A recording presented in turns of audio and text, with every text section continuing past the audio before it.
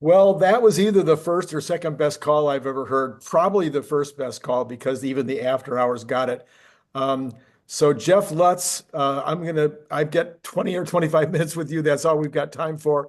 Tell me what top line, what was your 35,000 foot view? Yeah, I mean, we always said that this call wasn't going to be so much about the Q4 numbers as it's going to be what are they guiding, for the following year or two. And that's what it turned into. And the big things for Tesla are releasing autonomy, unsupervised autonomy, and the bot.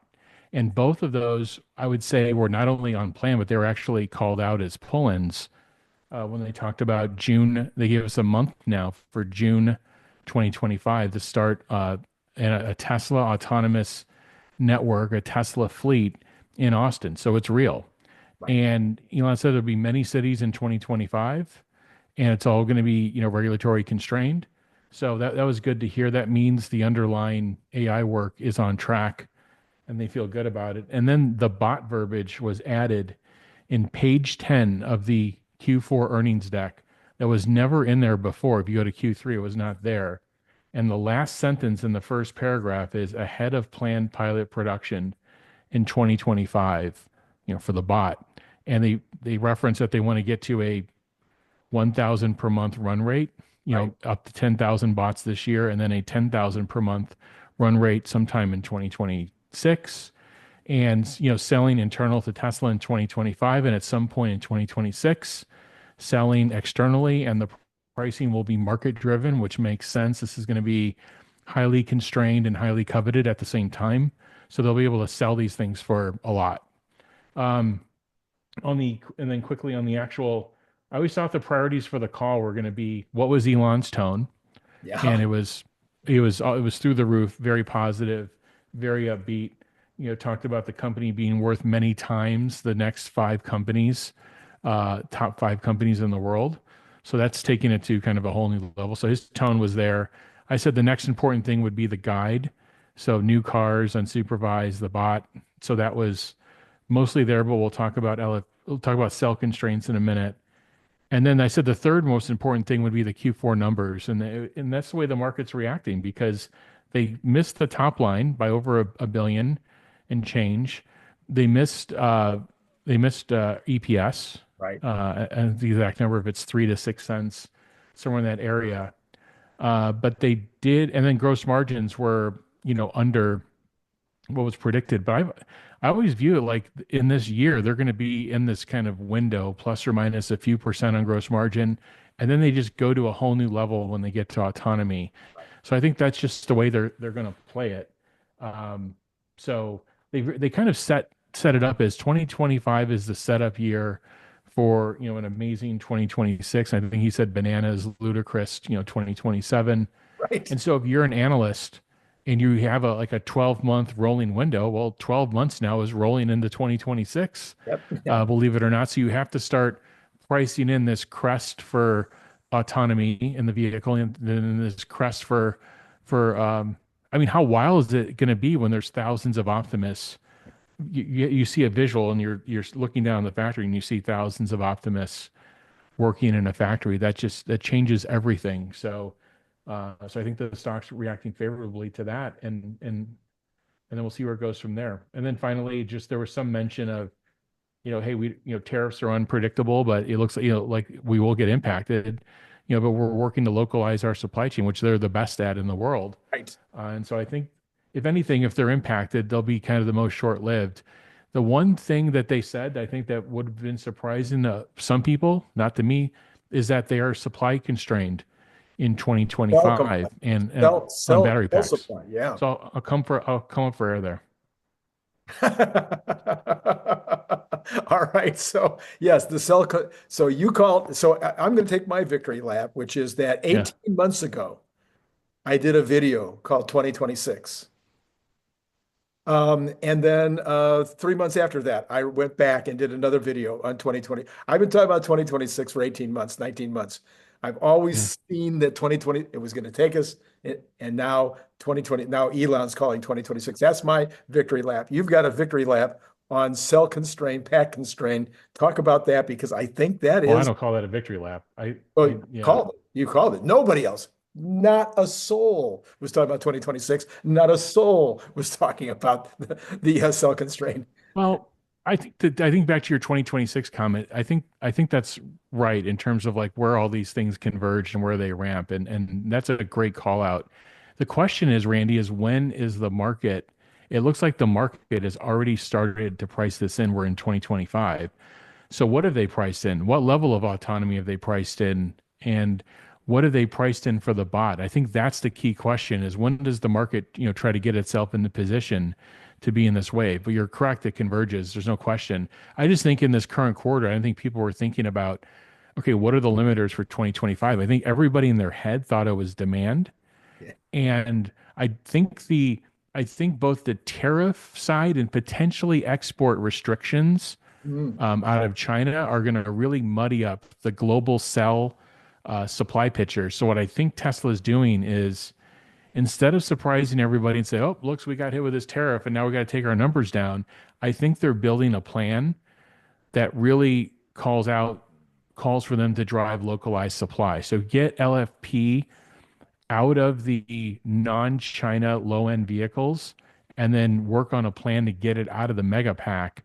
And he said we're going to be trading back and forth between stationary and non-stationary until we get this resolved. But I was surprised that not a single analyst asked about like what's gating them in 2025, and so I was surprised about that. So here's where my question comes on all of that. Okay, we've heard that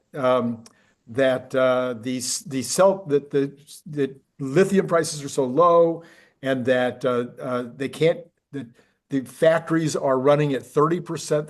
The battery factories were running at 30% of capacity because they don't have enough orders for a CATL is like totally jammed with batteries. Why wouldn't they be just importing boatloads of those things and putting them in a warehouse? Well, it depends so yeah, right. That was to me, that's one strategy on the tariffs is to build inventory. I looked at the inventory line and it's actually down again, quarter on quarter. Forget about the stock and channel. The actual, Right. the factory side of it is also down. So it looks like they're not, well, we don't know what percent of that inventory, quite frankly, is. They could have been, and this could be part of their bridge. It could be part of their strategy. So I think it's some level of constraint. I don't think you can just I think there are limits in terms of how many you can import and store. Price. So you want some level of inventory management. But yeah, to me, this would be if I were building this strategy for North America, I'd be like, okay, where am I at on these patents and turning them into a production process and for LFP? And then what can I do on the inventory side to build that bridge between now and then? Because we know it's already going to a 25% tariff, I think, in May of Mhm. this year. I have to go look that up again. But any week now it could go to 100 or 200%, or China could put themselves on an export restriction. So Elon's definitely has people all over China sniffing this out. Of course, he's connected to very high levels in China, and so I think they're scenario planning, quite frankly, and they're trying to figure out how to solve it. And we've And of got course, their 4680 is not fully ramped. right now. They said it was 2,500 Cybertrucks a week. Was that the amount per week? Was it or per month? I just heard that they have enough capacity battery 4680s for 125K annualized. Yeah. 125K annualized. Okay, So yeah, roughly 2K and change a week. Yeah. 2K and change a week. And do we? I can't do the math in my head. What is that compared to the 100 gigawatts that they were hoping to eventually do there? Oh, I'm not doing that in my head either. Okay. The point is they need 4680s for other vehicles, Yeah, yeah. and they need their own LFP supply. That's the key. So Now, um, what about all the other makers? What about Panasonic in Kansas? What about LG in South Korea? they're doing lithium. They're all doing they're so everybody's kicked off LFP trials in their home countries, I see. but nobody besides Tesla getting the cattle capex in the U.S., which who knows, that could go under some sort of export restriction. I think this is why Tesla's really focused on their own IP Mm. because they want to get the cost structure. They want to approach it in a different way. The anode cathode, they want to approach it in a different way so they can actually take the cost structure to be lower than a pre-tariffed LFP cell from China. So I think that's the holy grail. That's what they need to get to. That's what they need to do to get the volumes up. The worst thing for Tesla would be is, okay, there's an LFP export ban. Let's bring up something that's higher cost. It kind of sets them back and doesn't allow them to build that $30,000 or $27,000 vehicle. So they need to innovate and they need to get this into production. So that to me was like a very important question, and nobody touched on it. I was a little surprised. Another But to thing. answer your question, you're right. Panasonic, LG, everybody has started working on LFP, but CATL, BYD, Goshen, and all in China, Yeah. the most of the capacity, if not all of it's there, and everybody's trying to bring it up now in parallel outside of China. Okay. So the other thing that hit me that I'd love to ask you about is that everybody wants to know, well, although they didn't ask the question, hey, Elon, you're all involved now with the government thing and you got six other companies. When do you find enough time? I mean, he did speak to it a little bit about he just goes where he's needed. You know what occurred to me as I was listening to this is, again, I'm sorry, but I said this a long time ago, but I've sat in his chair. Even if my chair was this big, it's the same chair. Okay. When you are the CEO, I had times when I was bored. I had 100 people. I had $5 million in sales, and I was bored to death because it was all done. And it occurred to me today, it occurred to me months ago, and I did a video on it, is they're at the execution stage. That's what they're at now. They're not going to develop more new products. Yeah, a variation, or they've got the Q card to do and whatnot. But at this point, he's got his staff, he's got his people, he's got his designers, he's got his engineers, and unless there's a problem, it's Well, so the risk, the Elon Musk leaving risk, the Elon Musk going back to his original planet risk is greatly diminished, in my opinion. well, yeah. So it is kind of strange. Where I would slightly disagree is they are doing new stuff. I mean, autonomy is not done. It has to be launched. It has to go through regulators. It's a big, like, they have a lot of work ahead of themselves. But they've solved the fundamental thing, which was he needed to drive. And then the bot. The bot is not solved. There's not a supply chain for it. But so there are some really big, big, big things that he has to be engaged for. But I think what people lose sight of is, like, what is he spending so much time in the government for? If he wasn't spending so much time in the government, we would not have David Sachs on AI. We would not have the talk of a federal autonomy network, and we would never be able to introduce bots in this country because there would be so much pushback from a government, a labor perspective, unions, you name it. We would never be able to do it. So by Elon being this close and in the White House with an office, we need these three things out of them. We need an AI plan, a safe AI plan that makes sense on regulatory for just generalized AI. Number two, we need the federal autonomy framework developed with kind of his oversight, but that would benefit every company that wants to put driverless out there. And the third thing is we need a viable plan to introduce humanoid bots into our labor pool and to not cause uprisings and cause all kinds of issues. So if he wasn't there, I would say no matter how well Tesla executes, you're going to have these huge challenges of trying to get these things deployed and scale with our government. But the fact that he's there, that's the big unlock for me for Tesla. And then you're right on the other point of he spent 15 years plus years hiring people in his likeness. And then he's worked with those people. So they know what they have to do.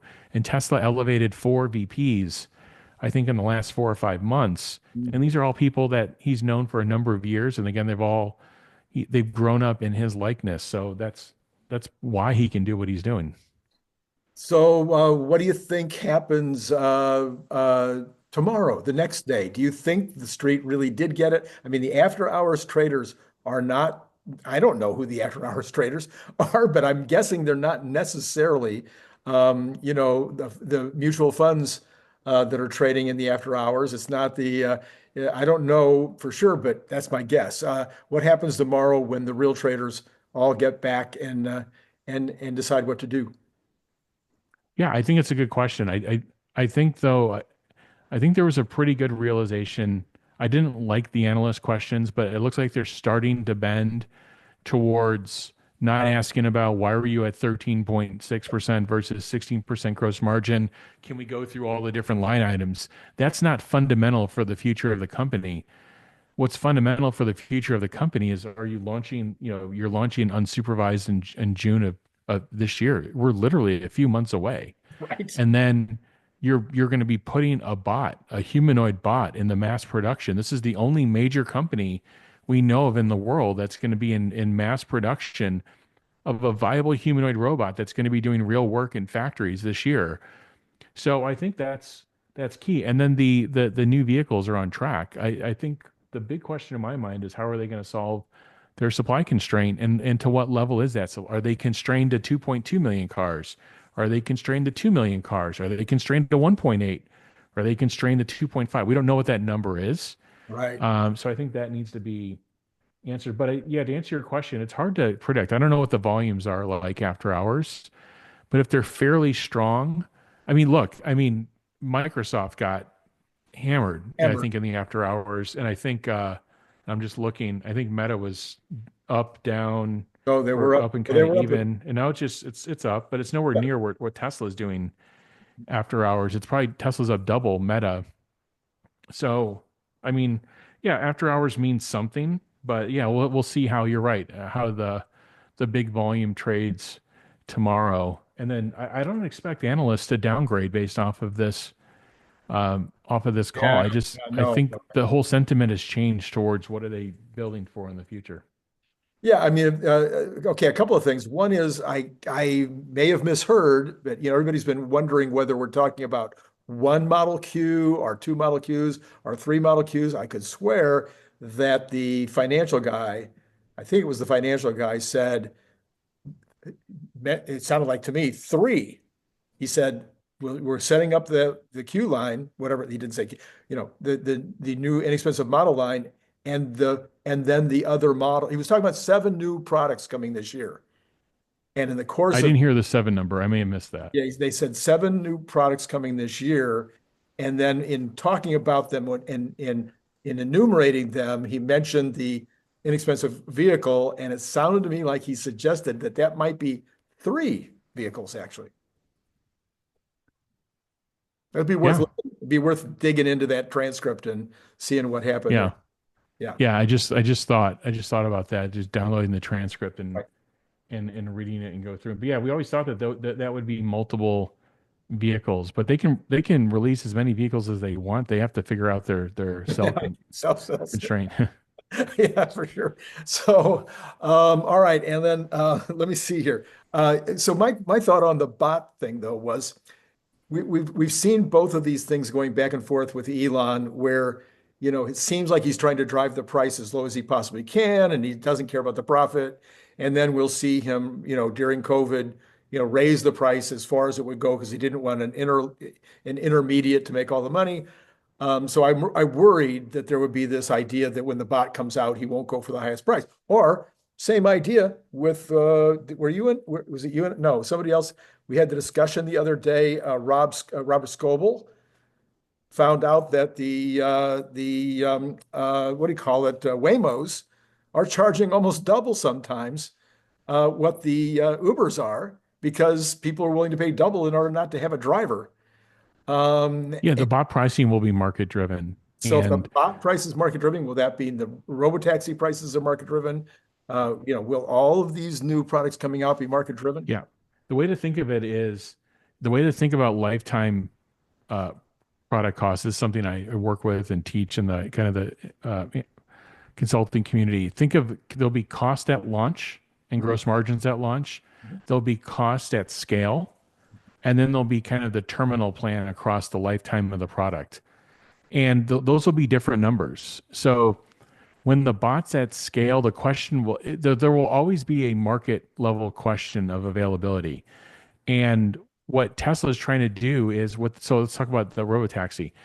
They are trying to get to the lowest cost. And the lower they bring the cost, they know what happens. What happens is other industries start adding TAM, total available market, to your total. So if they keep bringing the price down, all of a sudden they're going to be doing package delivery. Elon talked about it. All of a sudden they'll be doing other things besides just transporting people around. So it's going to be this push pull of market pricing, uh, especially on the bot, because the bot you're going to have an issue of availability. But when Tesla launches their network, their driverless network, it's going to be interesting because there will be an availability issue there too. And Huge. the availability issue will be is Tesla will probably have 80 or 90% of the volume because that will be there's nobody else at scale. Right. Um, so, so yeah, but I think they all have a plan, like a terminal cost plan. Like he wants to get the bot, below $20,000. And I'm sure he wants to get the robotaxi rides below $1. So, there'll be a terminal plan, but there'll be market driven pricing until they get there. Yeah, I don't want to be greedy, but I just feel like, I don't like to see middlemen He's get not going to launch a money loser. it. He's not going to do No, that. no, I'm not worried about money loser, but rather I don't like to see, even though I've been a middleman, I've been a distributor in my life.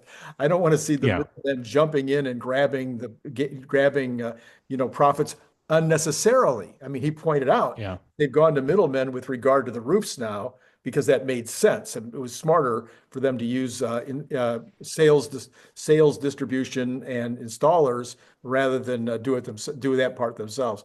So okay, I'm glad that you feel anyway that that's what they'll do. They'll go for the market on all of these different things. I think Yeah. I think I may be running you out of time here. Yeah. No, I just think the keys were, 2025. They're not demand constrained, they're supply constrained. So I'd love to hear more about that. The bot pull in the unsupervised, the bot capacity too, getting 1,000 a month run rate, then getting to 10,000 next year, going external to customers next year. There's several companies that are trying to license FSD. That was another one. Um, That was that and Elon made it very clear, like the goal is for Tesla to get their FSD and get their unsupervised out and in volume, and then they will work with and support customers if those customers are at the right volume threshold to make it worth their while. So that was something I felt like another thing that I've loved about the last two calls is the transparency. It's almost like that the say what we do on the videos and what we do on X, what they do on say, etc. It's almost sounding like they're grabbing that stuff before the call ever happens, and the deck gets some of that. Elon's opening comments get some of that before we ever get to the say and so by the time we're done with the call, I mean almost everything that anybody cared about yeah. has been answered. And I'm wondering if like that, what is that the reason the bot verbiage was added, into the earnings deck? Because that was one of the top questions. So yeah, it's a great point. All right. Well, I'm going to let you go because I know you're in demand, but I'm glad you came on and Thank you. participated on my channel today. We'll see you later. Thank you, Randy. Take care. Bye for now. Oh, I'm going to go to the numbers. So I'm going to let you click off. Okay. All right. We've tried to get that smoother, but sometimes things just don't go as smoothly as you like. All right. Let me talk to you about what's going on in the numbers because, man, they've been important today. All right. What we've got is the Dow was down 101, S&P was down 28, Tesla was down $8.99. I had that lined up wrong. The Dow was down 136, NASDAQ 101, and the S&P was down 28, and Tesla was down $8.99 during regular hours. But guess where they are now? They're up 17 in after hours, putting them at $406.68 right now. So my goal, of course, was that they would be at 410 by Friday. I think we're going to make it. So anyway, we'll see what happens there. And hats off to Brian Wang. He said it would be at 390 this morning. It was at 390 this morning. And by the other way is Brian will be joining us at 7:45. So be sure to come back and see. Brian will have time to really think it through. He's been sending me all kinds of texts over the last couple of hours with regard to what happened today. And we'll talk, we'll probably also talk about the Fed in that conversation. Yeah, so let's go ahead. By the way, the markets seem to be okay with what the Fed did do today. The Fed was a little bit, just a tiny bit hawkish, but the market went down for a minute and then it kicked right back up again after the call. We've got the Magnificent Seven. We're all over the place today, up, down, and backwards. NVIDIA, which was down 529, ended up going down in the after hours too. So they're continuing to get hammered by the news this morning that Alibaba now says they have an LLM that they can sell right now or for free. I'm not sure how it worked. I didn't have time today to do all that. And Alibaba, though, they say it's better than the DeepSeek one. So we'll see what happens with all that. Maybe Brian Wang will also give us some information on that later tonight. By the way, I've got Phil coming on Friday, so he might have a whole nother set of things about all this. And always, as you know, man, stick with the channel for the next 2 or 3 days because we're going to cover it all. All right, so Cathie Woods were mostly down, but not that much. Today, a couple of them up. Square and PayPal in particular were up. All right, let's go ahead and look at the bonds, which had gone up during the Fed call, but then came back down. So we're back to 4.543. This is exceedingly good news. It's down 1.2 in the pre-market. This is exceedingly good news because that means that the hawkishness didn't scare the bond people. So as you know, my goal is to be under 4.5, and then from there, just trickle on down to 3.75. We'll see how all that comes out or doesn't. The 2-year is down 0.4, and the 1 month is up 2 basis points, actually. So the shorts, and Chairman Powell mentioned that it's the shorts right now that are still continuing to be a little elevated.